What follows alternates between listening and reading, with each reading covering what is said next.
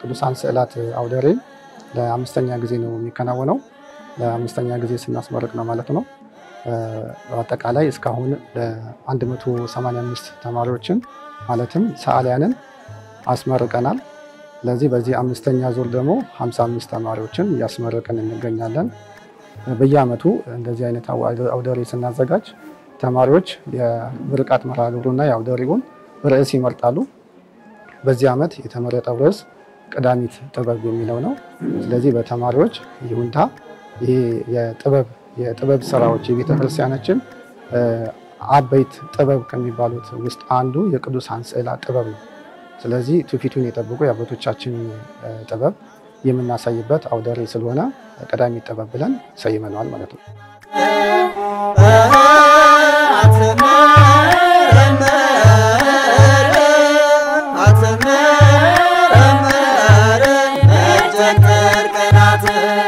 ለመመረቂያ ያቀረብኩት ስዕል የኤማውስ መንገደኞች ይባላል። የኤማውስ መንገደኞች በሉቃስ ወንጌል ምዕራፍ 24 ከቁጥር 12 ላይ የሚገኘው የመጽሐፍ ቅዱስ ክፍል ሲሆን ኢየሱስ ክርስቶስ በመንገድ ላይ ሲሄዱ ለነበሩ ሁለት ተጓዦች እንደተገለጸና ሚስጥራትንም እንደገለጸላቸው የሚያሳይ ክፍል ነው። ማህበረ ቅዱሳን ከመግባቴ በፊት ቅዱሳን ስዕላትን እስል ነበር። ነገር ግን ቀኖናውንም ዶግማውንም አላቅም ነበር። ምንም የቅዱሳን ስዕላት ዕውቀትም አልነበረኝም። ነገር ግን በየዋህነት እስል ነበር። ነገር ግን አሁን ማህበረ ቅዱሳን ከገባው በኋላ የኢትዮጵያ ኦርቶዶክስ ተዋሕዶ ስዕላት ቅዱሳን ስዕላት ዶግማቸውን፣ ቀኖናቸውን፣ ህጋቸውን ምን መጠበቅ እንዳለብን ለመማር ለማወቅ ችያለሁኝ ማለት ነው። በማህበረ ቅዱሳን የቅዱሳን ስዕላት ክፍል ስንማር 10 ወር ፈጅቶብናል። የተማርነው ወደ 56 ልጆች እንሆናለን። ወደ 28ታችን ሴቶች ነን። ሌላው ከማህበረ ቅዱሳን የቅዱሳን ስዕላት ክፍል መማሬ ስለ ስዕል ብቻ ሳይሆን ዕውቀት የሰጠኝ ስለ ክርስትና ህይወቴ ምን መምሰል እንዳለበት የቅዱሳን ስዕላት ስስል በንስሐ ጉዞ መጓዝ እንዳለብኝ ተምሬያለሁኝ። ምክንያቱም የምንስላቸው ቅዱሳን ስዕላት ስለሆኑ ቅዱሳን ስዕላት ደግሞ ለአምልኮም ለንዋየ ቅዱሳት ስለሆኑ እኛም ራሳችንን ንጹህ አድርገን በንስሐ እንድንጓዝ ለኔም ለጓደኞቼም አስተምሮናል። ሌላው የተጠቀምኳቸውን ቀለሞች ለማብራራት ያክል ያው በተማርነው መሰረት ኢየሱስ ክርስቶስ ለኤማውስ መንገደኞች በተገለጠ ጊዜ ከስቅለት በኋላ ስለሆነ ነጭና ቀይ አልብሰናል። እንደዚሁም በጣቶቹና በእጆቹና በእግሮቹ ላይ የችንካር ምልክት አርጌበታለሁ። ሌላው ደግሞ ስለ ሚስጥራት ሲገልጽላቸው ስለነበረ የመጽሐፍ ቅዱስ ወይም ቅዱስ መጽሐፍን እንዲይዝ አርጌዋለሁኝ ማለት ነው። ሌላው ሁለቱም ተጓዦች ወደ ኢየሱስ ክርስቶስ አይናቸውን አርገዋል። እሱም በአትኩሮት ሲያዳምጡ ሚስጥራትን ሲረዱ እንደነበረ ለማሳየት ነው። ሌላው የተጠቀምኩት የአክሊለ ብርሃን ለኢየሱስ ክርስቶስ ብቻ የሆነበት ምክንያት እና ለሉቃስና ለቄሌዮጳ ያልተደረገበት ምክንያት በሰዓቱ መንፈስ ቅዱስ አልተገለጠላቸውም ነበርና ለዛ ለኢየሱስ ክርስቶስ ብቻ አክሊለ ብርሃን ተጠቅሜያለሁኝ ማለት ነው። በተማርነው መሰረት የጀርባ ቀለሙ ፈዘዝ ማለት ስላለበት እና ገጸ ባህሪዎቹ መጉላት ስላለባቸው የኋለኛውን ቀለም ፈዘዝ ለማድረግ ሞክሬያለሁኝ ማለት ነው። መንገድ እንደሆነም ለማሳየት የታችኛውን ቢጫ አድርጌዋለሁኝ ከኋላም ፈዘዝ ያለ ሰማያዊ ያው መንገድ ላይ እንደሆነ ለማሳወቅ ነው ሌላው ሐረግ ነው የተጠቀምኩት ሐረግ ያው የተለያዩ ሐረጎችን ተምረናል ይሄ አንዱ ሐረግ ነው ማለት ነው ከተማርናቸው ሐረጎች መካከል ሌላው ሁለተኛ የጎንደሪያን አሳሳል ዘይቤን የተጠቀምኩት እና በማህበረ ቅዱሳን ስለነበረኝ ቆይታ በጣም ደስተኛ ነኝ እና አሁን ደግሞ 10 ወር ተምረን ስለተመረቀን በጣም ደስ ብሎኛል የመመረቂያ ስራዎቻችንን ስንሰራ መምህሮቻችን በጣም አግዘውናል ከመጀመሪያው ከንድፉ ጀምሮ እገዛ ያደርጉልናል እና ለእያንዳንዱን ደረጃ ለነሱ እያሳየን ነው እነሱ ያረሙን ይሄ ልክ አይደለም ይሄ ልክ ነው ይያሉን ለምን እንትን ለማለት ሞከረናል ሌላው ያልገለጽኩት ደግሞ በኢየሱስ ክርስቶስ እንደሆነ ካወቁ በኋላ ኤማውስ መንገደኞች በመንገድ ላይ ሚስጥራትን እየገለጸልን ስንሄድ ልባችን ይቃጠልብናል ነበር እንዳለው አንዱን ገጸ ባህሪ ልቡን እንዲይዝ አርጋዋለሁ ማለት ነው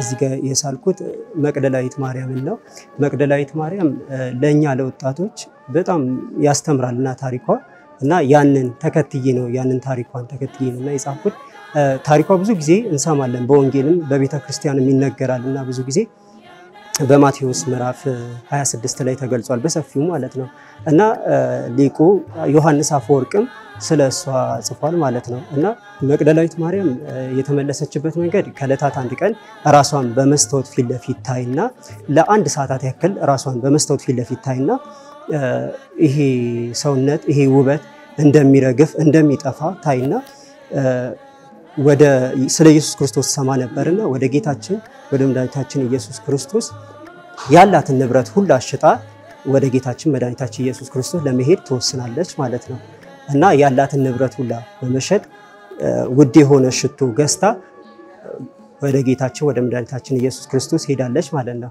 ጌታችን መድኃኒታችን ኢየሱስ ክርስቶስ በስምዖን ቤት እያለ ነበር እዛ ነበር ያገኘችውና ሽቶ እዚች ጋር እንደምናየው ይሄ ሽቶ የራሱ የጌታችን ነው ጌታችን መድኃኒታችን ኢየሱስ ክርስቶስ በስደት ላይ እያለ በቀኝ በኩል የተሰቀለው ጥጦስ ድንግል ማርያምን በበረሃ ላይ እያሉ አዝኖላቸው ሊያግዛቸው ፈለገና ክርስቶስን አቅፎ ነበርና ያ የክርስቶስ ያቀፈበት የክርስቶስ ወዙን የኢየሱስ ክርስቶስ ወዝ ይጠርግበትና ያንን ልብስ ወስዶ ለእናቱ ይሰጣል እናትየውም ታጥብና ውድ በሆነ በጣም ይሸት ስለነበረ ውድ በሆነ ዋጋ ያንን ሽቶ ትሸጣለች ማለት ነው እና ጌታችን መድኃኒታችን ኢየሱስ ክርስቶስ እስከ መቅደላዊት ማርያም ጋር እስኪገናኙ ድረስ ያ ሽቶ በተሸጠበት ቦታ ነበርና መቅደላዊት ማርያም ያንን ሽቶ ገዝታ መጣ ጌታችን መድኃኒታችን ኢየሱስ ክርስቶስ በስምዖን ቤት እያለ ያንን ሽቶ አፍሳበት ስለ ኃጢያቷ ስለሰራችሁ ስለ በደሏ ሁላ ተናግራ ይቅርታን እንዳገኘችና ጸጉሯ እዚች ጋር ጸጉሯ አሁን በቤተክርስቲያን ሕግ አንዳንድ ጊዜ ጸጉር ተከናንቦ ነው ቅዱሳን እህቶች ወይም ሴቶችን የሚሳሉት ማለት ነውና ይሄኛው ሁኔታው ስለሚያስገድደ ነው ስንማር በትምህርት እዚህ ማህበረ ቅዱሳን ሲያስተምረ አንዳንድ ሁኔታዎች አሁን ታሪኩ ያስገድዳል በጸጉሯ ነው ያበሰችው እና ያ ሁኔታ ስለሚያስገድደን ነው በዛ መንገድ ነው የተሳለው ታሪኩ ስለሚያስገድደን ነው እንጂ መታየት የለበትም ማለት ነው ያን ስራት ለማመልከት ነው ማለት እና ሰከንድ ጎንደራያን አሳሳነ ይስል ማለት ነው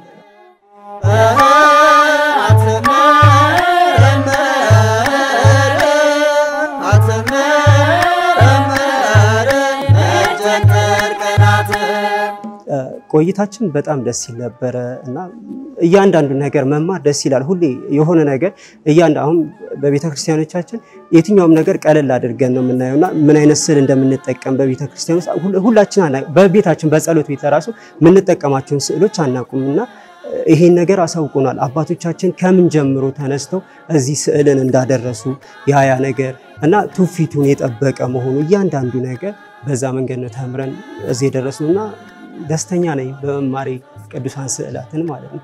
በመጀመሪያ መማር ነው የሚቀድመውና መተው ቢማሩ አሁን ዝም ብሎ ከመሳል የሆነ ነገር አይቶ ከመሳል ይልቅ በእውቀት ሲደገፍ ጥሩ ነውና ያ ነገር በእውቀት ተደግፎ ይሄን የመሰለ አባቶቻችን በትውፊት ያስተላልፉልን እስከዛሬ ደረሰው ያንን የቤተክርስቲያን ቀኖና ነው በጠበቀ መንገድ ተስሉ እና ቢያውቁትና እዚህ ድረስ ቢደርስላችሁ ደስ ይለኛል።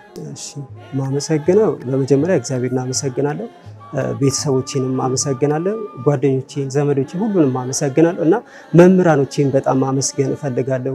ብዙ ነገር እንድናውቅ ያደረጉን እነሱ ናቸውና አመሰግናለሁ ማለት እፈልጋለሁ።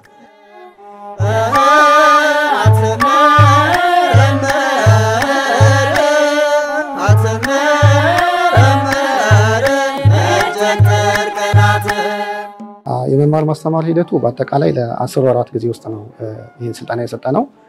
ይህን ስልጠና ስንሰጥ አስቀድመን ካሪኩለም አዘጋጅተናል።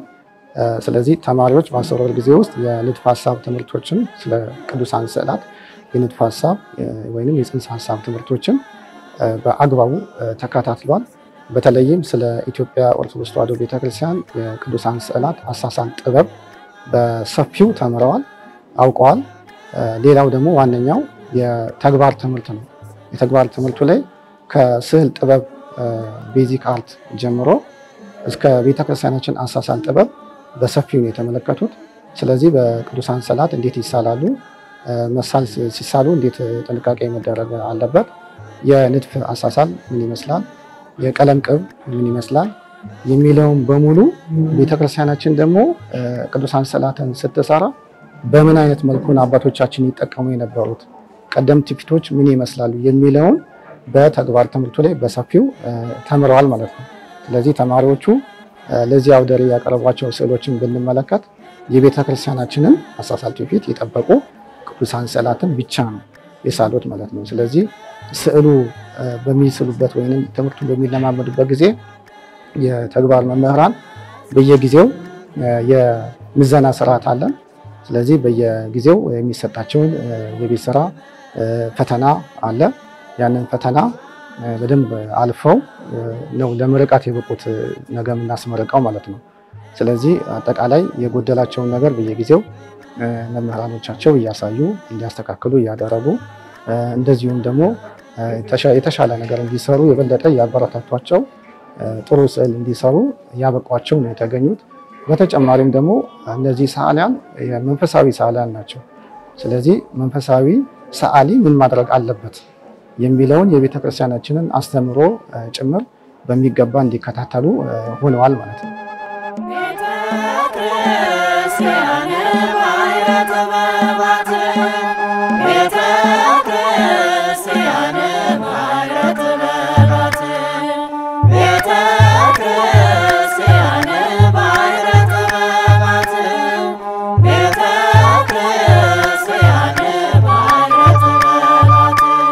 በጣም ብዙ ዕውቀትን ያገኘሁት የመጀመሪያው ቅዱሳን ስዕላትን ከመሳል ባሻገር ስለ ቅዱሳን ስዕላት ትርጉም፣ ምንነት፣ ታሪካቸውን በደንብ አውቀንበታል። ሌላኛው ደግሞ የቅዱሳን አሳሳልን ድሮ ከለመድኩት አይነት አሳሳል በጣም የሚለይ ስለሆነ የእኛን ሀገር አሳሳል ትውፊቱን የጠበቀ ትክክለኛውን አሳሳል እንዳውቅበት አድርጎኛል። እግዚአብሔር ፈቅዶ የዛሬ ዓመት አካባቢ ነው የጀመርነው። ለ10 ወር አካባቢ የሚሆን ቆይተናል። ቆይታችን ላይ በጣም ጥሩ ልምድ ያገኘንበት ነበረ። ያው በምንማርባቸው ጊዜያት ላይ ቲዮሪውንም ፕራክቲሱንም ሰዓሊያንም ልምድ ያላቸው ሰዓሊያንም መጥተው አስተምረውናል። ስቱዲዮ ሄደን የማየት እድል ገጥሞናል እና የተለያዩ መምህራንም ስላስተማሩን የተለያየ አይነት ልምድ እንድንወስድ ሆነናል።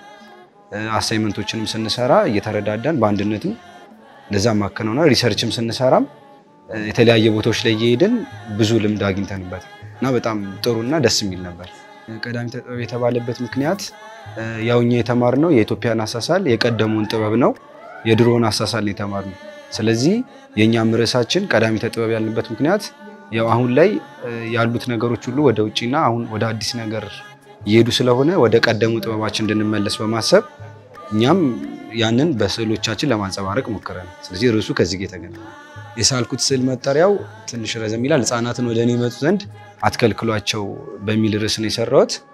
ማቴዎስ 19 ከቁጥር 10 ላይ ያለ ነው። እዚህ ጋር እንደምናየው መሀል ላይ ያለው ወይም በትልቁ የተሳለው ጌታችን ነው። ከታች ደግሞ በዘመኑ የነበሩት ሕፃናት ናቸው። ይህንን ስዕል እንድሰራው ያነሳሳይ ምክንያት ያው በእኔ በማገለግልበት ሰንበት ትምህርት ቤት ሕፃናት ክፍል ላይ ነውና የሕፃናትን ንጹህ ልቦና የሕፃናትን ማንነት ስለምንረዳው እነሱን በስዕል ለማስቀመጥ ነው ያሰብኩት። ወደ ስዕሉ ስንሄድ እዚህ ጋር የተጠቀምኩት ቀለም ላይ ቢጫ እዚህ ጋር የተጠቀምኩት ቢጫ በስዕል ትርጉም ላይ ተስፋን ያሳያል፣ ብሩህ የሆነ አዲስ ማንነትን ያሳያል። ስለዚህ ሕፃናትም አዲስ ማንነት እንዳላቸው በክርስቶስ ንጹህ የሆኑ መሆናቸውን ለማሳየት ተጠቅሜያለሁ። የጌታ ልብሶች ላይ ደግሞ ነጭና ቀይ ተጠቅሜያለሁ። ነጭ የሆነው አምላክነቱን ንጹህ መሆኑን የሁሉም የበላይ መሆኑን ያሳያል። ቀይ ደግሞ ለኛ ሲል የተቀበረው መከራ ሞቱን ያሳያል። የሕፃናቱም ልብስ ደግሞ የተለያየ ነው። የተለያየ መሆኑ ሕፃናት የተለያየ አይነት ማንነት እንዳላቸው አስተሳሰባቸው የተለያየ እንደሆነ ግን የሁሉም ሕፃናት ሐሳብም አይናቸውም ወደ ክርስቶስ ነው። ስለዚህ የሚያሳየው የሕፃናት ተስፋቸው እምነታቸው ወደ ክርስቶስ መሆኑ ክርስቶስም ደግሞ እጁን ለነሱ መዘርጋቱን እኛም ደግሞ እንደ ሕፃናት ስንሆን ክርስቶስ እንደዚህ እንደሚቀበለን ማሳያ ይሆናል ብዬ ስላሰብኩ ነው ይሄንን የሳልኩት። እሺ የራሱ ሐሳብ ወይም ደግሞ የመምህራን ለሚለው ይሄኛውን ሐሳብ የድርሰት ሐሳብ ነው። እንዳልኩት የሕፃናትን ስዕል ብዙ ተስሎ አይቻል አቅም ነበረ። ስለዚህ ሕፃናትና እግዚአብሔርን የሚያገናኝ ስዕል አስቤ ነው ከዚህ በፊት ካየኋቸው ስዕሎች ማስተካከያ አድርጌ ስዕላት ላይ ያስገባዋቸው እና መምህሮቼም ሐሳብ ሰጠውኝ እንደ አዲስ ድርሰት የተሳለ ስዕል ነው። እንደ አጠቃላይ ማስተላለፍ የምፈልገው መልእክት ሁሉም ኦርቶዶክሳዊ የሆነ ሰው መጥቶ ስለ ቅዱሳን ስዕላት እንዲያውቅ በተለይ ደግሞ ቅዱሳን ስዕላትን እንዲማር እኛም የሰራነው ሐሳብ አንድ ሪሰርቻችን ሐሳብ ላይም ትልቅ የሆኑ ቅዱሳን ስዕላት ላይም ስለሆነ እኛም የሰራነው ሁሉም ሰው የራሱን የሆነ ጥበብ አውቆ ከውጪው ካለው ይልቅ ወደ ሀገር ውስጥ መጥቶ የራሱን ጥበብ ቢያበረታታ እንደ ርዕሳችን የቀደሙ ጥበብ ጋር ቢመጣ ብዬ አስባለሁ። ማስተላለፍ ፈልጌ ነው። ብዙ ሰው ቅዱሳን ስዕላት ስዕል መሆናቸውን እንጂ ምን አይነት ስዕል መሆን እንዳለባቸው እንዴት መቀመጥ እንዳለባቸው ማያውቅም። ይህንን ለማስተካከል እንዳልኩት የመጀመሪያው ስለ ቅዱሳን ስዕላት የሚያብራሩ ትምህርቶች ላይ በደንብ ተሳትፎ እውቀት ማግኘት፣ እውቀት ያገኘውንም ደግሞ በአግባቡ ቢተገብረውና እንደዚህ አይነት ማውደሪዎች ላይ በመገኘት ስለ ቅዱሳን ስዕላት በደንብ ተረድተው ክብር ቢያስቀምጡ ሰው ክብር ሲሰጥ ክብር ስለሚሰጠው ያው ከእግዚአብሔርም ክብር የሚያገኝበት ስለሆነ እንደዚህ አይነት አውደሪዎችንና ትምህርቶችን በደንብ ቢከታተሉ እና ያንን ቢተገብሩ ጥሩ ነው ብዬ አስባለሁ። ለሱኛው የኔ ሐሳብ ምናልባት እንደኛ ብንሰራበት እኛ ስዕሎቹን ቀድመን ብናከብራቸው ሌሎች ሰዎችም ደፍረው የመንካት አቅም አይኖራቸውም። ስለዚህ እኛ በየቦታው በየታክሲዎች ላይም ብቻ በተለያዩ ቦታዎች ላይ አቧራ ሲለብሱ እኛ ከፍቅር አንፃር በማይገባ መልኩ ስናስቀምጣቸው ሰዎች ያንን እያዩ ነው የሚያበላሹትና እኛም ከፍቅር አንፃር ሳይሆን ፍቅር ብቻ ሳይሆን እውቀትም ኑሮን እኛ በእውቀት ተጠቅመን ካከበርነው እኛ ያከበርነውን ሰው ያከብርልናል። እኛ ባለማወቅ ደግሞ ክብር ካልሰጠነው ሰውም ያንን ይጠቀምበታል። ስለዚህ እኛ ቀድመን ብንሰራበት ሌሎችም ላያደርጉት ይችላሉ ብዬ አስባለሁ። በመጀመሪያ ለዚህ ያደረሰን እግዚአብሔርን ማመስገን ፈልጋለሁ። ከዛ በመቀጠል ይህንን ማህበር እድሉን ሰጥቶ እንድንማር ስላደረገን ይህንን እውቀት እንዳገኝ ስላደረገኝ አመሰግናለሁ። ሌላኛው ደግሞ ሰንበት ትምህርት ቤቴ በሰንበት ትምህርት ቤት ድጋፍም ስለሆነ እዚህ የደረስኩት ፍኖተ ጽድቅ ሰንበት ትምህርት ቤትን ከልብ አድርጌ ማመስገን ፈልጋለሁ። እግዚአብሔር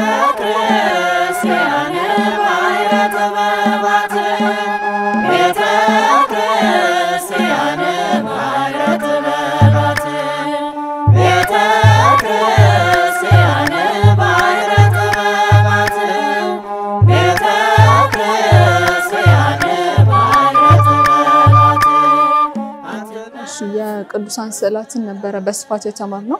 ግን ከቤዚክ ከሚባሉት ከመጀመሪያው ከእርሳስ ስራዎች ጀምሮ እያንዳንዱን ነገር አስተማሪዎች እየረዱ ቀለማትን ከማዋሃድ እንዲሁም ደግሞ የቅዱሳትን ታሪክ አጥንቶ እስከ መሳል ድረስ አስተምረውናል።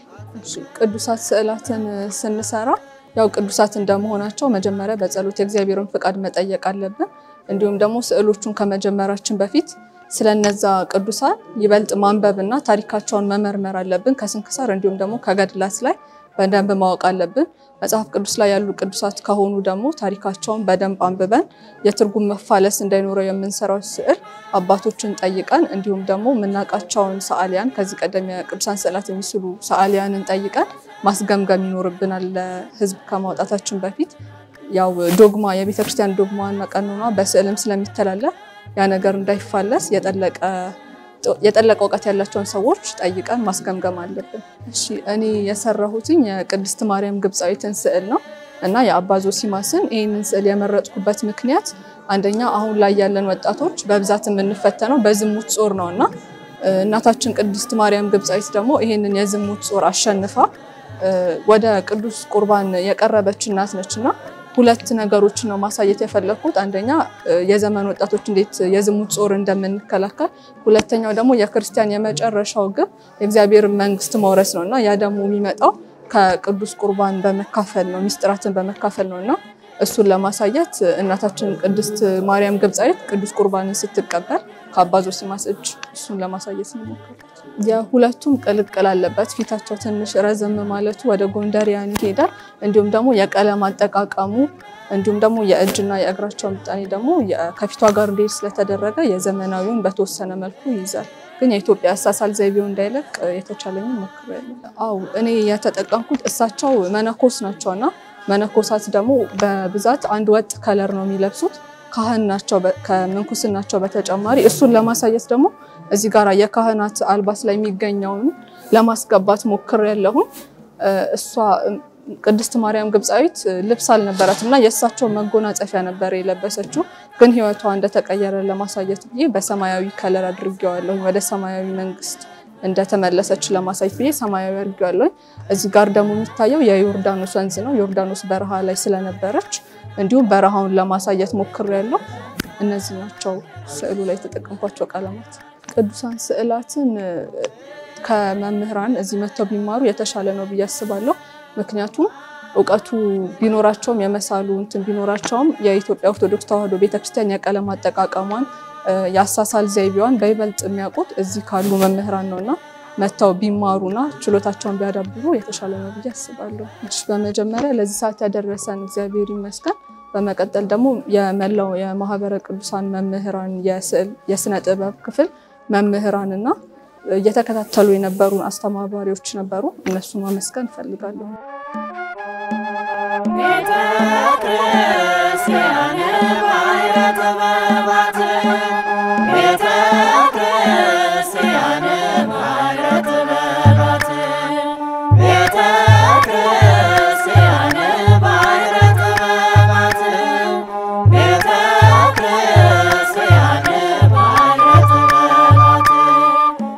በየዓመቱ ተማሪዎችን ስናስመርቅ ዝም ብለን አንተዋቸው። የኛ ዋነኛ ዓላማ ምንድነው? እነዚህ ቅዱሳን ስዕላትን የሚሰሩ ሰዓሊያንን አፍርተን ቤተክርስቲያንን የሚያገለግሉ እንዲሆኑ ማድረግ ነው። ስለዚህ እነዚህ ሰዓሊያን ተመርቀው ወጥተው ወደ ውጪ ዝም ብለው የሚቀመጡ አይደሉም ማለት ነው። ስለዚህ በሰንበት ትምህርት ቤት ያገለግላሉ። በተለያዩ በራሳቸውም በግላቸውም በተለያዩ አብያተ ክርስቲያናት ውስጥ አገልግሎት ላይ ያሉ ናቸው አብዛኛው የኛ ተመራቂዎች ማለት ነው። ስለዚህ አብዛኞቹን የምንቀበለውም ከሰንበት ትምህርት ቤት የቤተ ክርስቲያን ቅዱሳን ስዕላትን ከዚህ በፊት ይሰሩ የነበሩ ግን ቅዱሳን ስዕላትን አሳሳል ጥበቡን መማር የሚፈልጉ የስዕል ጥበብ ወይንም ዕውቀት ያላቸውን ተማሪዎችን ስለሆነ የምንቀበለው አብዛኞቹ በሰንበት ትምህርት ቤት አገልግሎት ላይ ነው ያሉት።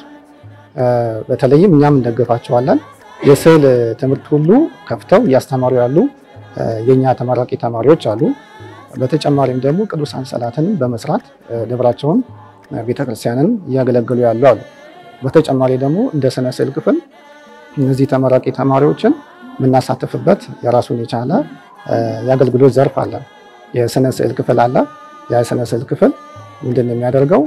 አቅም ያነሳቸው የክፍል አቅም የሌላቸው ደብራትና አድባራት ገዳማት የድጋፍ ጥያቄ ሲያቀርቡልን እንስላለን። ስለዚህ ያንን ስዕል በመስራት ቤተክርስቲያን በቅዱሳን ስዕላትን በመስራት ልታወጣ የምትችለውን ወጪ እንቀንሳለን ማለት ነው። ስለዚህ ከዚህ በፊት በጣም በርካታ ደብራትን ሰርተናል። በዚህ በአዲስ አበባ ከተማና በክፍለ ሀገርም ጨምሮ አቅም ያነሳቸውን ደብራት ጠይቀውን ሙሉ ቤተክርስቲያን ስዕላቶችን ሰርተን ቤተክርስቲያን ከ500 ሺህ በላይ ሊጠጋ የሚችል ወጪ ልታወጣ የምትችለውን አድነናል ማለት ነው። ስለዚህ አብዛኛ እነዚህን ስዕላትን ስንሰራ የምንጠቀመው እነዚህ ተመራቂ ተማሪዎች ነው። ስለዚህ ስነ ስዕል ክፍሉን መጥተው ያገለግላሉ። በተጨማሪም በየአመቱ ሲመረቁ የራሳችን የሆነ የመገናኛ መድረክ አለ። ስለዚህ በየአመቱ ተማሪዎች ከተመረቁ በኋላ ከዚህ በፊት በ4 ዙር እና የዚህ አመት የተመረቁ ተማሪዎችን ጨምሮ የምንገናኝበት የመገናኛ መድረክ አለን። በዚያ መድረክ ላይም እንገናኛለን።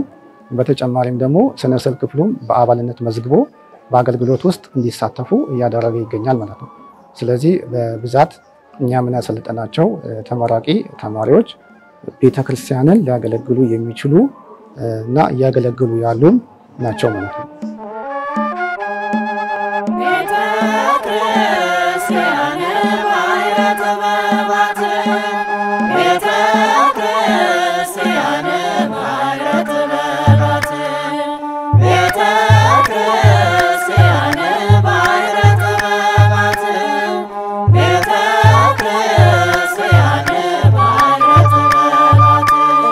ሳልኩትኝ በቤተ መቅደስ እመቤታችን ሳለች ገብርኤል ሲያበስራት ነው የሚያመለክትልን። ገብርኤል ደግሞ በአረጋዊ መልክ የተሳለው እመቤታችን ወይም እንዳደነግጥ ለማድረግ ነው ማለት ነው። እና ደግሞ እሷ ሐራ ወርቁን አስማምታ ስትፈትል የሚያሳይልን ነው ማለት ነው። አሳሳል ዘይቤው ፈርስት ጎንደሪያን ነው ያሳሳል ዘይቤው። እሱም ደግሞ በፊታቸው ላይ ቀይ ምናምን ይደረግበታል ማለት ነው። ቀይ ቀለሞችን ምናምን ይጠቀማሉ ማለት ነው። ከሌሎቹ የሚለየው ፊታቸው ላይ በሚያረጉት ቀለም ነው። ቀይ ቀለም ነው ማለት ነው የሚለየው። በጣም አሪፍ ነው። እዚህ የሚያረጉት ማለት የተለያዩ አስተማሪዎቻችን በጣም እጅግ የላቀ ጥበብ ያላቸው ስለሆኑ እኛን ደግሞ ለማስተማር በደንብ እንድንጠነክርና ደግሞ ለሌሎች የተጎዱ ቤተክርስቲያናት ሂደን እንድናግዝ ምናምን ብዙ ምክሮችን ሰጥተውናል ማለት ነው። እና ደግሞ እንደዚህ አይነቶች ስዕሎች እንድንስል ምናምን የተለያዩ ትምህርቶችን ኮርሶችን ሰጥተውናል ማለት ነው። በመጀመሪያ የጀመርኩት ከዓለማዊ ስዕላት ነበረ። ከዛ ቀጥታ ወደ ክረምት ተማርኩ ማለት ነው። ቅዱሳን ስዕላት እዚህ ማህበረ ቅዱሳን የክረምት ተማርኩና አሁን ደግሞ የበጋውን ተምረን ነው እዚህ ደረስነው ማለት ነው። ማመሰግነው ያው በመጀመሪያ ልዑል እግዚአብሔርን ነው እዚህ ስራ ላይ እንድሰራ ወይም ደግሞ ጥበብን ይሄ ማለት ጥበብ ማለት ነው እና እዚህ ላይ እንድንደርስ ስላደረገን ለሱ ነው መጀመሪያ። ሁለተኛ ደግሞ ለቤተሰቦቼ እዚህ እንድደርስ ወይም ደግሞ አንዳንድ ወላጆች ስዕል ላይ ምናምን እንዳናተኩር ያደርጉናል። ሌሎቹ ግን የኔ ቤተሰቦች እዚህ ስራ ላይ እንድናዘውትር ምናምን አድርገውኛል እና ለዚህ እንድበቃ ምን ያደርጉኝ ቤተሰቦቼ ናቸው ማለት ነው።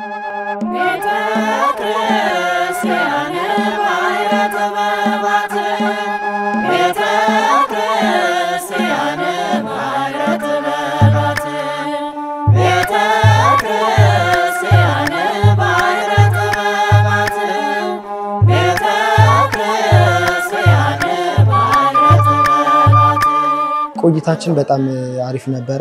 ስለ ቅዱሳን ስዕላት በጣም ብዙ እውቀቶችን ያገኘንበት በአገልግሎትም ደግሞ በጣም ትላልቅ ቦታዎችን ያወቅንበት ከመምህራኖቻችን ትላልቅ ነገሮችን የተማርንበት አጠቃላይ ሂደቱ ምንድነው? በቅዱሳን ስዕላት አሳሳል ዘይቤ ላይ ስንስል ምን አይነት ስቴፖችን መከተል አለብን ከስራስ ጀምረን ሙሉ ሂደቱን እየተማርን ነበር ማለት ነው።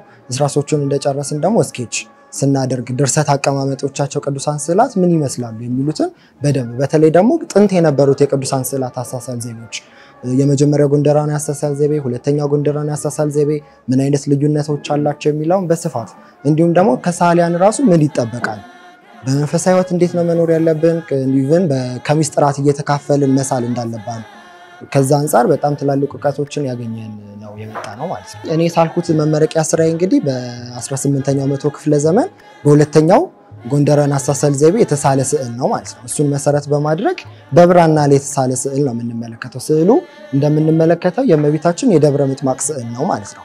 በግብጽ ሀገር እመቤታችን ለ5 ቀን መገለጧን የሚገልጽልን ስዕል ነው ማለት ነው። ከዛ አንፃር ስንመለከተው አብዛኛውን አቀማመጡን ቀለም አጠቃቀሙ ከዛው ከጥንታ ስዕሉ ከገበታው ስዕል የፈርስት ጎንደራን አሳሳል ዘይቤ የተወሰደ ነው ማለት ነው። ስንመለከት ልብሶቿን ስንመለከት የእመቤታችን አሳሳል የራሱ የሆነ ሚስጥራት አሉት። ከላይ ሰማያዊ መልበሷ ፀሐይ የጽድቅ ክርስቶስን መውለዷን ዳግሚት ሰማይ መሆኗን ይገልጽልናል። ከውስጥ ቀይ ለብሳ ደግሞ የምንመለከተው ምንድነው በነፍሲ ሰይፍ አልፋል ብሎ የተናገረውን ቃል ለመግለጽ እንዲሁም ደግሞ ለክርስቶስ ስትል ያየችውን መከራ እንደውም አሁን ያለንበት ወር ምንድነው ወርሃ ጽጌ ከመሆኑ አንኳያ ስደቱንም ጭምር ብዙ መከራዎችን ያሳለፈች መሆኗን ምን ይላል ይገልጽልናል ማለት ነው። ዘውድ ለብሳ መሳሏ የሰማይ ንጉስ የሆነውን የዓለም ሁሉ ፈጣሪ የሆነውን የወለደች ንግስት መሆኗን ለመግለጽ ከክብሯ ማኳያ ማለት ነው። ስንመለከት ደግሞ በእጇ ምን ይዛ እንመለከታለን? ሰበን ይዛ እንመለከታለን ማለት ነው። ያም ሰበን ክብሯን ለመግለጽ ነገስታት ሰበን ይዘው ይሳላሉና ከዛ አንፃር ሰበን ይዛ ትሳላለች። ጣቶቿን ስንመለከት ደግሞ ሁለት ጣት አውጥታ ይሳላል። ያ ምንድነው በስጋም በነፍስም ድንግል እንደሆነች ሁለቱ ድንግልናዋን ለመግለጽ ይሳላል ማለት ነው። አጠቃላይ ስዕሉን ስንመለከት እመቤታችን በብርሃን መርከብ ላይ ሆና ለ5 ቀን እንደተገለጠች ሲገለጡም ደግሞ ለካህናትም ለምእመናንም ለወንዶችም ለሴቶችም ጭምር እንደተገለጸች ለማሳየት ደግሞ ከግራና ከቀኝ ምእመናንን ተደርጎ ተስሏል ማለት ነው። ከታች ደግሞ የምንመለከተው ምንድነው ከግራና ከቀኝ ያሉት መላእክትና ሰማዕታት ለክብሯ ሲሉ ከእግሯ በታች እየሰገዱላት በወቅቱ ማለት በተገለጠችበት ወቅት እየሰገዱላት መሆኑን ይገልጻል። እዛ ጋር ስንመለከት ፈረሶች አሉ። ፈረሶቹ የሚገልጹልን ምንድናቸው? ሰማዕታት ሲሳሉ በቤተክርስቲያናችን አስተሳል ፈረስ ላይ ሆነው ይሳላሉ።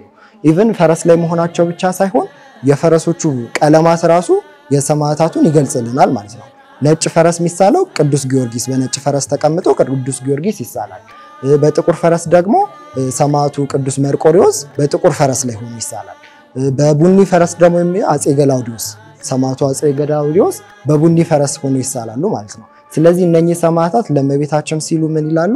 ለክብሯ ሲሉ ከእግሯ በታች እየወደቁ ይሰግዱላት እንደነበረ የሚያሳይ ጠቅላላ ስዕል የእመቤታችን በ5 ቀን የተገለጠችውን የደብረ ምጥማቅን ስዕል ሊሳልኩት ማለት ነው። ዘመኑ እንግዲህ በጣም ከፍቷል። በተለይ ቅድስት ቤተክርስቲያናችን ላይ የሚደርሱ ፈተናዎች በጣም በትምህርት ጎልብተን ምእመናኖች ስለ ቅዱሳን ስዕላት ጥልቅ ዕውቀት ኖሮን ልናልፋቸው የሚገቡ ናቸው። ካነሳሽው አንፃር በተለይ በቅድስት እመቤታችን ስዕል ላይ ብዙ ፈተናዎች እየተነሱበት ይገኛሉና ከመቅደድ ምናምን ባሻገርም ደግሞ ስርዓቱን ያልጠበቁ ስዕላት ራሱ በስፋት በመገኘት ይሄ አሁን የነገርኳችሁ ከላይ ሰማያዊ ከውስጥ ቀይ እያንዳንዱ ሚስጥራቱን ይዛ ሁለት ጣቶቿን አውጥታ ያለችው ስዕል እያንዳንዱ ሁሉ ተቀይሮ ስርዓቱን በሚያፋልስ መልኩ በብዛት በቅዱሳን ስዕላት መሸጫዎች ላይ አለ። ወደ ዘመኑ ፈተናዎች ስንመጣ ደግሞ ቅዱሳን ስዕላት የእግዚአብሔር ጸጋ ያደረባቸው ቅዱሳኑን በበረከት የምንሳተፍባቸው እነሱና እኛን በህብረት የሚያገናኘን ቅዱስ ዕቃ ከመሆን መረዳት ከማጣት የተነሳ የሚደረጉ በጣም ለክብራቸው የማይመጥን ኢቭን እኮ አይደለም መቅደድ ቅዱሳን ስዕላትን ስናስቀምጥ ንጹህ በሆነ ቦታ ለጌጥ ብቻ ሳይሆን ራሱ ለስርዓት አምልኮ ብቻ መጠቀም እንዳለብን በፊቶቻቸው መጋረጃ ሸፍነን አዋራ እንዳይነካቸው እንዲሁም ደግሞ መብራቶችን እያበራን ጥሩ መዓዛ ያላቸውን እንደ ዕጣን ለቤተክርስቲያን የሚፈቀዱ ሽቶችን ኢቭን ያደረግን ነው መንከባከብ ያለብን። ምክንያቱም ጸጋ እግዚአብሔር ያደረባቸው ከቅዱሳኑ ጋር ህብረት የምናገኝባቸው በፊታቸው ጸሎት ስናደርግም ደግሞ ምንድነው ጸሎታችን የሚሰማበት ከዛ ህብረት ጋር በበረከትም በህብረትም አንድ የሚያደርጉን ቅዱሳን ስዕላት እንደመሆኑ መረዳት እሱን ካለ መረዳት አኳያ ምንድነው በቃ የሚገባቸውን ክብር አይደለም ንቀት ሁሉ እየታየበት ይመጣልና እሱን እንግዲህ ምእመናንን ማስተላለፈው ልክ እንደዚህ አይነት አውደሪዎች ሲዘጋጁ በስፋት በመሳተፍ ከፍተኛ ንቅናቄ በማድረግ በቃ እዚህ ላይ በመገኘት ዕውቀቶችን መማር ከቤተክርስቲያናችን እግር ስር ሆኖ ስለ ቅዱሳን ስዕላት ምን ይባላል ቅዱሳን ስዕላት ምን ያስተላልፋሉ ሚላውን በደንብ ማስተማር ምእመናኑም እንደዚህ አይነት አውደሪዎች ሲከፈቱ መሳተፍ አለባቸው ይያምናል። እንግዲህ ማመስገን የምፈልገው ማህበረ ቅዱሳኑ እንደዚህ አይነት በዚህ ጊዜ ቅዱሳን ስዕላትን ተምሮ ለትውልድ የሚተርፉ ሰዓሊዎችን በማፍራት መምህራኖቻችን ሳይሰለቹ እኛን ለትልቅ ቦታ ለማድረስ የሚያደርጉት ጥረት እግዚአብሔር አምላክ ጸጋና በረከታቸውን ያብዛልን። እግዚአብሔር ይስጥልን። ቅዱሳን ስዕላት የሚሳሉት አንደኛ ትልቁ ዓላማ ለማስተማር ሆኖ ሁለተኛው ደግሞ ለቤተክርስቲያን አገልግሎት የምንጠቀምባቸው ንዋያተ ቅዱሳን ናቸው። ስለዚህ ስዕሉን ስናየው እናስታውሰው የስዕሉን ባለቤት ነው። የእመቤታችን ስዕል ስናይ እመቤታችንን ነው እናስታውሰው። የጌታችን ስዕል ስናይ ጌታችንን ማለት ነው። ስለዚህ ስዕሉ ወካይ ነው ማለት ነው። ስለዚህ አንድ ሰው ፎቶ ስናይ ያንን ሰው ይወክላል። አበበ ፎቶን ስናይ አበበ ነው እንላለን። የእመቤታችን ስዕልና እመቤታችንን እንላለን። ስለዚህ በቤተክርስቲያናችን ውስጥ የምንጠቀማቸው ንዋያተ ቅድሳት ስለሆኑ ልዩ ክብር ይገባቸዋል። ስለዚህ ክብርም ስለሚያስፈልጋቸው ነው ቤተክርስቲያናችን እስካሁን በየአብያተ ክርስቲያናት ሲገነቡ ቅዱሳን ስዕላት የሌለባቸው አብያተ ክርስቲያናት የሉም። ስለዚህ ለአምልኮት የምንጠቀምባቸው ትልቅ ንዋያተ ቅዱሳት ናቸው ማለት ነው። ስለዚህ እነዚህ ቅዱሳን ስዕላት ልዩ ክብር ይገባቸዋል። ምዕመናን ሲጠቀሙ እነዚህ ስዕላትን እንደ ሌሎች ዓለማዊ ስዕላት ቤት ውስጥ ዝም ብሎ ማስቀመጥም የለባቸው። ሲያስቀምጡ ራሱን የቻለ የጸሎት ቦታ ላይ አስቀምጠው በመጋረጃ ጋርደው በየጊዜው አቧራ እንዳያበላሻቸው እየወለወሉ መልካም ማዛ ያላቸውን እያጠኑ እንደዚህም ቅዱሳን ስዕላቱን በአባቶች እያስባረኩ መጠቀም ይጠበቅባቸዋል ማለት ነው። ስለዚህ እነዚህ ክብር ያላቸው የቅዱሳን መገለጫ የሆኑ ቅዱሳን ስዕላት ክብር ይገባቸዋል ማለት ነው። ስለዚህ ክብር እንዳይገባቸው የሚፈልጉ የዚህን እምነት የማይከተሉ ኢአማንያን የሆኑ ደግሞ እነዚህ ቅዱሳን ስዕላትን ባልተገባ መልኩ እጅግ በጣም በሚያሳዝን መልኩ በመቅደድ ቤተክርስቲያናችንን እያሳዘኑ ይገኛሉ። ስለዚህ ቤተክርስቲያናችን ራሱን የቻለ መመሪያ አላት። ያንን ማስከበር አለባት። በህግ አካላት ልዩ ቁጥጥር ተደርጎ እንደነዚህ አይነት ህገወጥ ተግባራትን የሚፈጽሙትን ግለሰቦች ህጋዊ እርምጃ የሚወሰድበት መንገድ መፈጠር አለበት። ምክንያቱም ስዕላቱ እኛ የቅዱሳን መገለጫ ናቸው ብለን ምናምንባቸው፣ ምንሳለማቸው፣ በፊታቸው ቆመን ምንጸልይባቸው፣ የምንሰግድላቸው ናቸው። ስለዚህ ክብር አላቸው። ቤተክርስቲያናችን ክብር ስላላቸው እነዚህ ቅዱሳን ስዕላትን ምንጠቀመው ማለት ነው።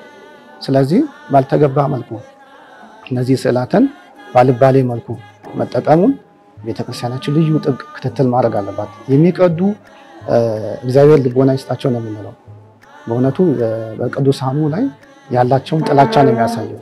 የቀደዱትን ወረቀት አይደለም የምናየው። የቀደዱት እነዛ ቅዱሳን ላይ ያላቸውን ጥላቻ ለማመላከት ነው። ስለዚህ ለነዛ ቅዱሳን ክብር አለመስጠታቸውን ነው የሚያመለክተው። ስለዚህ እኛ ደግሞ እነዛ ቅዱሳንን እናከብራቸዋለን፣ እነሱም ደግሞ የሚገባቸውን ክብር እንሰጣቸዋለን። ስለዚህ እነዚህ ቅዱሳን ስዕላትን ደግሞ ልዩ ክብር እንሰጣለን። ስለዚህ እኛ ክብር የምንሰጠውን ነገር ደግሞ ሌሎች ባልተገባ መልኩ ማዋረድ አይጠበቅባቸውም።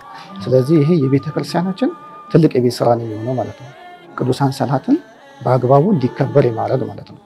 ስለዚህ እነዚህ ኢአማኒ ከሚያደርጉት በተጨማሪ እኛ ራሱ ምዕመናን በአግባቡ እንጠቀምበታለን የሚለው መታየት አለበት። ቅዱሳን ስዕላትን በቲሸርት ላይ እንጠቀማለን። ቲሸርት ደግሞ ስንለብስ የሰውነታችን ላይ ቆሽሻል፣ ተጠቅመን ስንጨርስ ጨርቅ ነው ይበላሻል፣ ይጣላል። ስለዚህ ቅዱሳን ስዕላቱ ማብረው ሊጣሉ ነው ማለት ነው። እንደዚህ አይነት ጥንቃቄ ማድረግ አለበት። በባነር ላይ መቀመጥ የለብን። ሊቀደድ በሚችል መልኩ በስቲከር ላይ በተለያዩ በቁልፍ መያዣ ሊጣሉ በሚችሉ ተጠቅመን ልንጠላቸው በሚችላቸው ነገሮች ላይ ቅዱሳን ስዕላትን አተመን መጠቀም የለብንም። እንደውም አንዳንድ ነጋዴዎች በጥላ ላይ ሁሉ ያደርጋሉ። እሱም አይፈቀድም በቤተክርስቲያናችን። ጥላ ራሱን የቻለ አንድ ንዋያተ ቅዱስ ነው። ቅዱሳን ስዕላትም ደግሞ ራሱን የቻለ። ስለዚህ በዛ መልኩ መሆን የለበትም። ጥላ ላይ ከተደረገ ጥላው ቤተክርስቲያናችን ገንዘብ ሲሰበስቡ ቤተክርስቲያን አንዳንድ ጊዜ የገንዘብ አጥር ሲያጥራት ምዕመናን የምጠብቀው ያንን ገንዘብ ደግሞ የሚሰበሰበው በጥላ ነው። ያ ጥላ ሲዞር ተዘቅዝቆ ስለሆነ እነዛ ቅዱሳን ስዕላትን የመዘቅዘቅ ዕድል ይኖራቸዋል ማለት ነው እና ለዝናብ ለፀሐይ ተጋላጭ ይሆናሉ። ስለዚህ በዛ መልኩ መሆን የለባቸውም። እነዚህ የሚሸጡ ቅዱሳን ስዕላትን የሚቸረችሩ በየአብያተ ክርስቲያናት ያሉ ነጋዴዎችም እነዚህ ቅዱሳን ስዕላትን መንገድ ላይ በማስቀመጥ ክብራቸውን በማይመጥን መልኩ በማስቀመጥ ሳይሆን ክብራቸውን በሚመጥን መልኩ ማስቀመጥ ይጠበቅባቸዋል። በተጨማሪም ደግሞ ልክ እንደዚህ አይነት አውደ ርዕይ ሲዘጋጅ መጥተው የኛ ቤተክርስቲያን ቅዱሳን ስዕላት ምን ይመስላሉ የሚለውን ማወቅ አለባቸው። አብዛኛው ምዕመኑ ስለማያውቅ ነው የውጭ ስዕሎችን የሚገዛው። እንደውም አንዳንዶቹ የቤተክርስቲያናችን ውስጥ ትክክል ያልሆኑ አስተምሮ ያላቸውን ስዕላት ሁሉ እየተጠቀምን እንገኛለን። ይሄ አለማወቅ ነው። ስለዚህ ያንን ለማወቅ እንደነዚህ አይነት የተዘጋጁ አውደ ርዕዮችን ተከታትለን የቤተክርስቲያናችን ራሱን የቻለ አሳሳል ትውፊት ስላለ ያንን መከተል ይጠበቅብናል። ምዕመናንም እንዲያውቁ በየአውደ ምሕረቱ እንደዚሁ ሰባኪዎችም እንዲያስተምሩ መደረግ አለበት ማለት ነው። ቤተ ክርስቲያን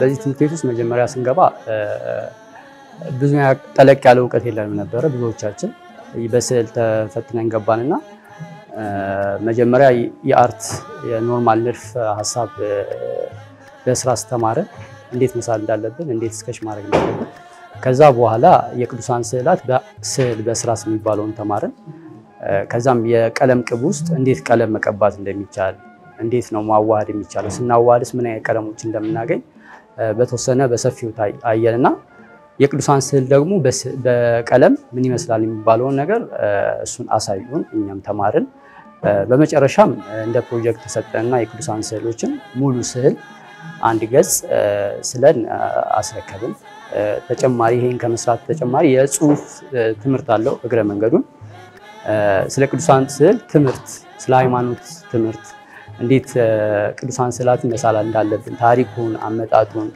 እሱን ተማርን እና ጥናታዊ ጽሁፍ አደረግን መጨረሻ ላይ ከዛም በሱም ፕሬዘንት አድርገን ተመረቀን ማለት ነውና ሁለቱንም ነው በስዕሉ ተጨማሪ ደግሞ በጽሁፉም በትምህርቱም የተሻለ እውቀት አግኝተን እዚህ ደርሰናል። መልካም የምስል አዲስ ነው ለኛ ሀገር አሳሳል የጥቅምት የቅዱስ ሩፋኤል ድርሳን ነው። እዚህ ጋር እንደምታዩት ቅዱስ ሩፋኤል የተሳለው በድሮ አሳሳል ነው። የኛ አሳሳሎች ለየት የሚያደርጋቸው ምንድነው? ፊታቸው ሞር ክብ ነው የሚሆኑት፣ አገጫቸው ክብ ይሆናል። ስሙዝ የሆነ ፊት ነው የምታዩትና እሱ ሁሉም ጋር አለ። ተጨማሪ የቅዱስ ሩፋኤል ልብስ የድሮ አሳሳሎች ከጥንት አሳሳል ከበር መላእክቶች በር ላይ ነው በር ጠባቂም ቤተ መቅደስን ጠባቂም ስለሆኑ በር ላይ ነው እንትን የሚሰቀሉትና የቅዱስ ሩፋኤል በግራ በኩል ሲሳል በግራው በር መክፈቻ ሲሳል እንደዚህ ለብሶ ነው የሚሳለውና ከሱ አለባበሱን ወስደን የጥቅምት ድርሳኑን ወደ ስዕል ነው የቀየርነውና በዚህ ጋር እንደምታያቸው ቴዎዶሲዮስ እና ዶናቲዮስ ሁለቱ ቅዱሶች መጀመሪያ ጭቃ አብኪዎች ነበሩ እና በዛ ጊዜ ይህን የጻፈው ቅዱስ ዮሐንስ አፈወርቅ ለቅዱስ ቴዎዶሲዮስ ልጅ መልእክት አድርጎ የጻፈው ድርሳኑ ነውና ምንድነው ሁለቱ ጭቃ አብኪ በነበሩ ሰዓት ቅዱስ ሩፋኤልን ይማጠኑ ነበርና ስዕሉን በጭቃ ስለው ይጸልዩ ነበረ እና ህይወታችንን ለውጥልን ኑሯችንን ለውጥልን ብለው ጸሎት በማድረጋቸው ቅዱስ ሩፋኤል በህልማቸው ተገልጾ ከግራና ከቀኝ እዚህ ጋር እንደምታዩ ቁልፍና አክሊል ይዞ ይመጣላቸዋል። ያን አይተው እጅጉን ይደሰቱና ተስፋ ያደርጋሉ። በዛም እየጸለዩ እንዳለ አንድ ቀን ተኝተው ይሄ ሰው ጓደኛቸው ነውና የቅዱስ ሩፋኤልን ስዕል እንዴት በጭቃ ላይ ይሄኛውን ስላችሁ ቅዱስ ነው ብላችሁ ቅዱስ ሩፋኤል ነው ብላችሁ ትላላችሁ ብሎ ተዘባብቶ በመዶሻ ሲመታው ቅዱስ ሩፋኤል ይሄን ሰው ይቀስፈዋልና ይታመማልና ሰዎች ቤተሰቦቹ ሁለቱን ይከሷቸዋል። ሴጣን ዶክተር መስሎ መጥቶ እነዚህ ይሄን ያደረጉት እነሱ መተት አድርገው ነው ብሎ በማድረጉ ይከሱትና እነሱ ይታሰራሉ ማለት ነው። ከታሰሩ በኋላ ቅዱስ ሩፋኤል ፈቷቸው ኑሯቸው መኖር ይጀምራሉና ይህ ሰው ሲሞት ድጋሚ ሲከሷቸው አንድ ሰው ይመጣና ንጉሱን ይህን ነገር ለምን ታረጋለህ? ሁለቱ ሰዎች እውነት የገደሉት ከሆነ አምላካቸው ሰው የሚያነሳ ከሆነ ሄደው ሬሳው ጋር ጸሎት አድርገው ያ ሰው መመስከር ይችላል ሲሉት ንጉሱም ማምኖ ያ ሰው ጋር ሄደው ጸሎት ሲያደርጉ ቅዱስ ሩፋኤልን ቴዎዶስና ዶናቲዮስ ሰውየው ተነስቶ ይመሰክራል። ይሄ ምስክሩን ለማሳየት ነው የሞተ ሰው ምስክሩን ለማሳየት ነውና እሱ እንደመታው እና ቅዱስ ሩፋኤል ቀስፎት እንደሞተ ይናገራል። ከዛም ሁለቱ ነፃ ይሆናሉ። ይህ ሰው ያንን ያደረገው ሰው ቅዱስ ሩፋኤል ነው። በብዙ ድርሳናቶች ውስጥ ቅዱስ ሩፋኤል ሰው ሆኖ እንሰማዋለንና ሰው ሆኖ ሁለቱን አድኗቸው ከሞትም አድኗቸው ተጨማሪ ደግሞ አማልዷቸው ሁለቱ ንጉሱ የሀገሩ ንጉስ ሲሞት የዶናቲዮስ ንጉስ ሆኖ ይሾማል በድርሳኑ ላይ ማለት ነው። ቅዱስ ቴዎዶሲዮስ ንጉስ ይሆናል። ዶናቲዮስ ደግሞ ጳጳሱ ሲያርፉ ጳጳሱ ቦታ ጳጳሱ ሆኖ ይሾማልና ሁለቱም የሚያሳዩት የቅዱስ ሩፋኤል በኋላ የሚሆኑትን በህልም እንዳሳያቸው ነውና ይህን ድርሰት ነው። በተጨማሪ የቅዱሳን ስዕል ላይ ማስተላለፍ እንፈልገው የምንገዛውን ስዕል ከመግዛታችን በፊት ካህናቶችን አሳይተን ብንገዛ ለቤታችን በረከት ናቸው። ለታመሙት መዳን፣ በረከት ላጡት በረከት የሚሆኑ ናቸውና እነሱን ከመግዛት በፊት ምን አይነት ምስል መግዛት እንዳለብን ለነሱ አስገምግመን ብንገዛ የተሻለ ነው። ተጨማሪ ደግሞ ከገዛም በኋላ ስዕሎቹ መባረክ አለባቸውና ካህናቶቹ የስዕል ጸሎት አለና ራስ እነሱ የሚያደርጉት ሄደን ካህናቶቹ ጋር አስባርከን ስዕሎቻችንን ቤት ብናስገባ እጅጉን እጥፍ በረከት እናገኛለንና ይህን ብናደርግ እመክራለሁ። መጀመሪያ ደረጃ እነዚህ ቅዱሳን ስዕላትን ለመስራት መጥተው የሚመዘገቡ የስዕል ችሎታ ሊኖራቸው ይገባል። በተጨማሪ ደግሞ የቤተክርስቲያናችን የኢትዮጵያ ኦርቶዶክስ ተዋሕዶ ቤተክርስቲያን እምነት ተከታይ መሆን አለባቸው። የሰንበት ትምህርት ቤት ወይንም የሰበካ ጉባኤ አባል መሆናቸውን የሚያረጋግጥ የጽሁፍ ማስረጃ ማቅረብ የሚችሉ መሆን አለበት። ይህንን ካቀረቡ በኋላ እንመዘግባለን። ከመዘገብን በኋላ የጽሁፍና የተግባር ፈተና አለን። ስለዚህ የጽሁፍ ፈተናና የተግባር ፈተናውን ያለፉ ብቻ ነው ወደ ስልጠና የሚሳተፉት ማለት ነው። ስለዚህ ቅድመ ሁኔታችን የቤተክርስቲያን አባል መሆን አለባቸው። የሰንበት ትምህርት ቤት ወይም የሰበካ ጉባኤ አባል መሆን የሚያረጋግጥ መረጃ ማቅረብ ይጠበቅባቸዋል። ከዛ ደግሞ የስዕል ችሎታቸውን ሊያሳይ የሚችል የጽሁፍ ፈተናና የተግባር ፈተናውን የሚያልፉ መሆን ይጠበቅባቸዋል ማለት ነው።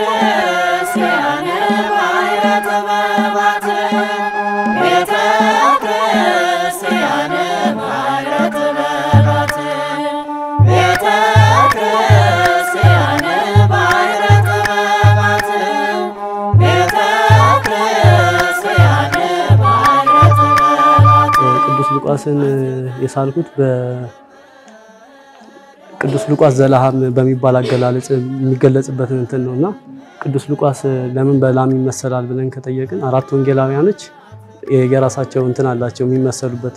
አራቱ ኪሩቦች ገጸ ሰብ፣ ገጸ ላም እና ገጸ አንበሳና ገጸ ንስር አለ እና ከነሱ መሃል የተወከለው ቅዱስ ሉቃስ በገጸ ላም ነው። የተወከለበትን ምክንያት ደግሞ ጌታችን በበረት መወለዱን የጻፈልን በከብቶች እስትንፋስ እንትን እንዳለልን ስለጻፈ በገጸ ላም ሊወሰድ ይችላል ማለት ነው።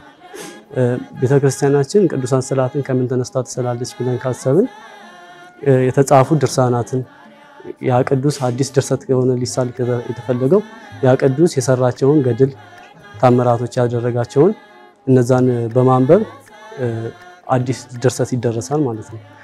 በፊት አባቶቻችን ያስቀመጡልን ደግሞ የብራና ስዕሎችን ደግሞ እንስላቸዋለን ማለት ነው። ቤተክርስቲያናችን በሶስት አይነት የስዕል የአሳሳል ዘይቤዎች እና ከነዛ መሃል እኔ ሳልኩት አሁን በምንጠቀምበት ሞደርን በሚባለው አሳሳል ነው።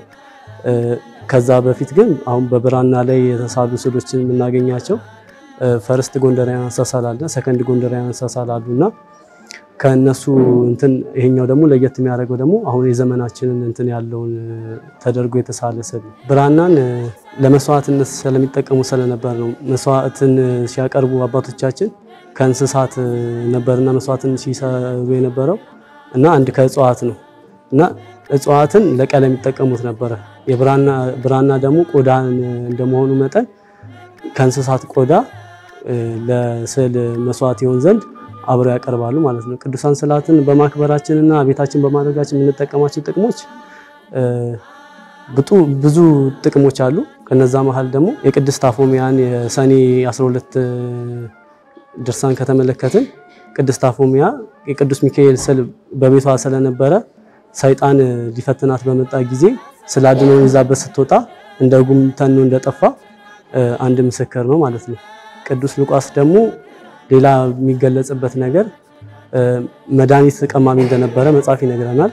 ሐዋርያቶች ሲታመሙ ያስተምራቸው ነበረ።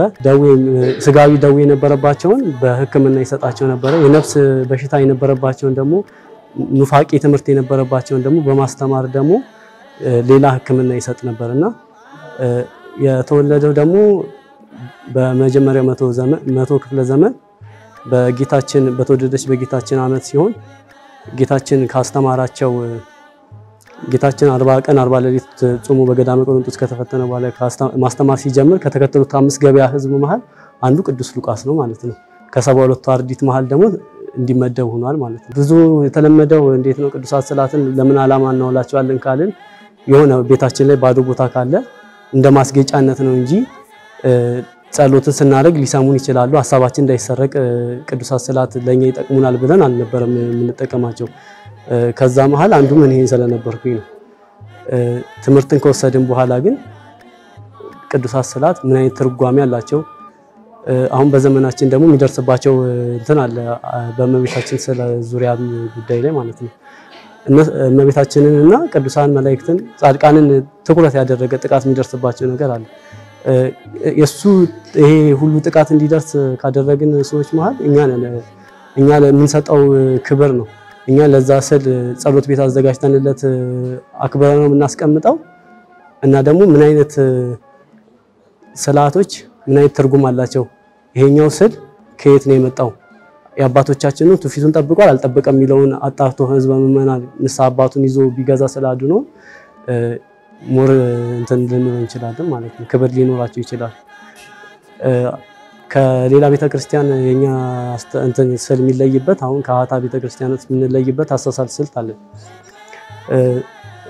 ግብጽ ላይ አሁን ሲሳል ሰማዕታት ሲሳሉ ሰማዕትን እየተቀበሉ አይሳሉ፣ ድል አድራጊነታቸውን ብቻ በሚገልጽ መልኩ ነው የሚሳሉት። እኛ ግን ስለ ክርስቶስ የከፈሉትን መከራም እኛም ወደፊት የሚደርስብን መከራ ስለሚኖር ክርስትና ማለት መከራ እንደሆነ ሁሉ መከራ ሊደርስብን እንደሚችል ስለምናስብ መከራን እየተቀበሉ ይሳላሉ ማለት ነው። እኛ ቤተክርስቲያን እዚህ ቅዱሳት ስዕላት በአባቶችና በመምህራን ተገምግመው ያለፉ ቅዱሳት ስዕላት አሉ። እነሱን ቢገዙ የሚጠቀሙት ጥቅም አንደኛ ታሪክ ነው፣ ሁለተኛ ትውፊታቸውን የጠበቁ ስዕሎች በመሆናቸው መጠን የታሪክ ተወቃሽም አይሆኑም ማለት ነው። ከገበያ ላይ ብዙም ልዩነት ስለሌለው ሰዎች ምን አይነት ፍራቻ ይኖራቸዋል፣ የእጅ ስዕል ሲሆን ወይ ይጨምራል ብለውም ስለሚፈሩ ወይ ደግሞ እግረ መንገዳቸውን ሲሄዱ ስላገኙትም ሊሆን ይችላል ቢገዙት። ግን እዚህ ክፍት ነው ለገበያ ማለት ነው። ማመሰግነው አምላካችን ጌታችን ኢየሱስ ክርስቶስን ነው እና አትለይምና እናቱ ቅድስት ድንግል ማርያም እና ቅዱሳን መላእክት፣ ቅዱሳን ጻድቃን፣ ሰማዕታት፣ መነኮሳትና ነቢያት እንደተሰጣቸው ጸጋና ክብር የተመሰገነ ይሁኑ እና ለቤተሰቦቼ ያመሰግናለሁ ለዚህ ደረጃ ስላደረሳችሁ ቤተ ክርስቲያን ባይረተ በባት ቤተ ክርስቲያን ባይረተ በባት ቤተ ክርስቲያን ባይረተ በባት ቤተ ክርስቲያን ባይረተ በባት። አዎ በስነ ስዕል ክፍል በሂደት እያደገ የመጣ ነው ይሄ የስዕል ስልጠናው ማለት ነው። ቀደም ብለን በጣም በጥቂት ተማሪዎች እንደዚሁ በነፃ ሰንበት ተማሪዎችን ሰብስበን በነፃ የጀመርነው የስልጠና ነው። እያደገ መጥቶ ካሪኩለም ተዘጋጅቶለት እንደዚህ በተደራጀ መልኩ ስልጠና መሰጠት የጀመረው ማለት ነው። ስለዚህ በሂደት እያደግን ነው። ስለዚህ ከዚህ በኋላ እቅዳችን እንደ ስነ ስዕል ክፍል አንደኛ ይህን ስዕል ስልጠና በተገቢው መልኩ አጠናክሮ ማስቀጠል ነው።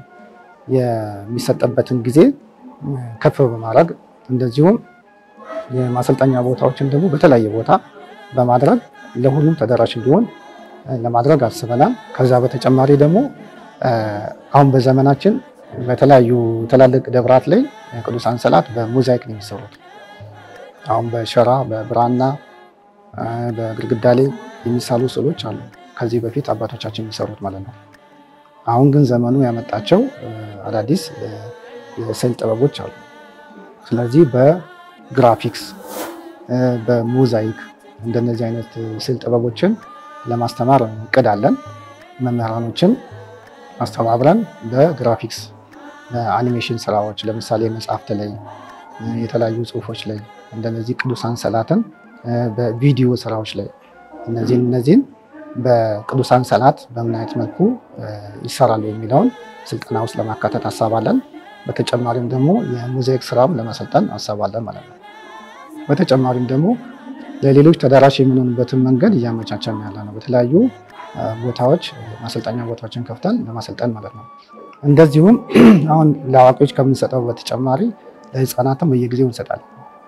ለህፃናት በክረምትና በበጋ ፕሮግራም የስዕል ስልጠና እንሰጣለን። ያንንም አጠናክሮ ለመቀጠል እቅዱ አለን ማለት ነው። ቤተ ክርስቲያን ባይረተ በባት ቤተ ክርስቲያን ባይረተ በባት ቤተ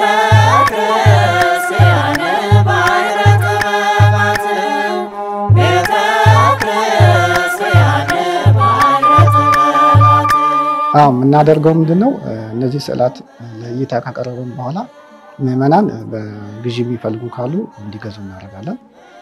በተጨማሪም ደግሞ ለተለያዩ ደብራትም በስጦታ መልክ እንሰጣለን። እንደዚሁ ለአገልግሎትም እዚሁ እንደ ማህበረ ቅዱሳን የተለያዩ ክፍሎች ቅዱሳን ስዕላትን ለአገልግሎት የሚፈልጉ ሲኖሩ ለነሱ እንሰጣለን። እንደዚሁ ለማስተማሪያነትም የተወሰኑ ስዕላትን መልጠን አስቀምጠን እናስተምራለን ማለት ነው። በዋነኛነት ግን በማህበረ ቅዱሳን በልማት ተቋማት መሸጫ ሱቆች ውስጥ ገብተው እንዲሸጡ ነው የሚደረጉት። በዛ መልኩ ምንድነው ማስተላለፈው መልእክት በአመት ቢያንስ 2 ጊዜ የስነ ስዕል ክፍሉ የስዕል አውደ ርዕይ ያዘጋጃል። እነዚህ ስዕል አውደ ርዕዮች ላይ በተለያዩ ርዕሰ ጉዳይ ላይ ነው እናስተላልፈው። ስለዚህ በቅዱሳን ስዕላት ዙሪያ ላይ ማለት ነው። እነዚህ ቅዱሳን ስዕላት ላይ ምዕመናን፣ የቤተክርስቲያን አገልጋዮች እንደዚሁም ደግሞ ሰዓሊያን መጥተው እየጎበኙ የአባቶቻችን ትውፊት ስለ ቅዱሳን ስዕላት ማወቅ የሚጠበቅባቸውን ነገር መጥተው እንዲያውቁ እንጠይቃለን። ሌላው ደግሞ የስነ ስዕል ክፍሉ በተለያየ መልኩ ቤተክርስቲያንን ቅዱሳን ስዕላትን በመስራት ያገለግላል። ስለዚህ ቅዱሳን ስዕላትን ትክክለኛ ቅዱስ ስዕል መግዛት የሚፈልጉ የትኛው እንደሆነ አውቀው የሚፈልጉ ካሉ ስነ ስዕል ክፍሉ የሚያቀርብበትም እድል አለ። በተጨማሪም ደግሞ እነዚህ ተመራቂ ተማሪዎች በተለያየ ጊዜ ስልጠና ወስደው ሲመረቁ የሚሰሯቸው የጥናት ስራዎች አሉ። እነዚህ የጥናት ስራዎችን እንደ መነሻ የጥናት ጽሑፍ አድርጎ መጠቀምም ይቻላል። ስለዚህ ያንን እንዲያደርጉ ነው የምጠይቀው። በተጨማሪም ደግሞ ቅዱሳን ስዕላትን ቅድም እንዳልኩት ማክበር ይጠበቅባቸዋል። ማወቅ ያለባቸውን ነገር ስለ ቅዱሳን ስዕላት ማወቅ ይጠበቅባቸዋል። አመሰግናለሁ።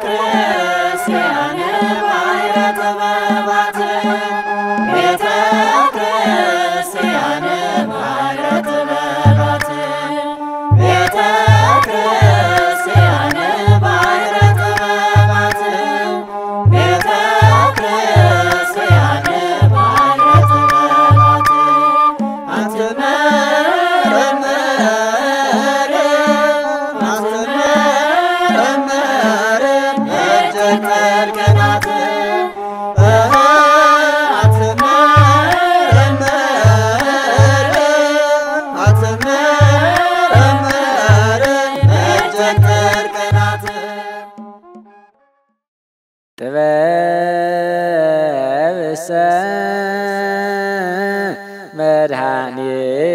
መድኃኒነ ውእቱ ዘቤዘወነ በጥብሐ ሥጋሁ ወተሳየጠነ በንዝሐተ ደሙ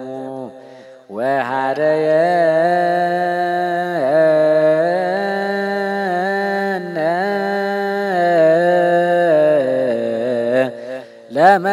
ለመንግሥቱ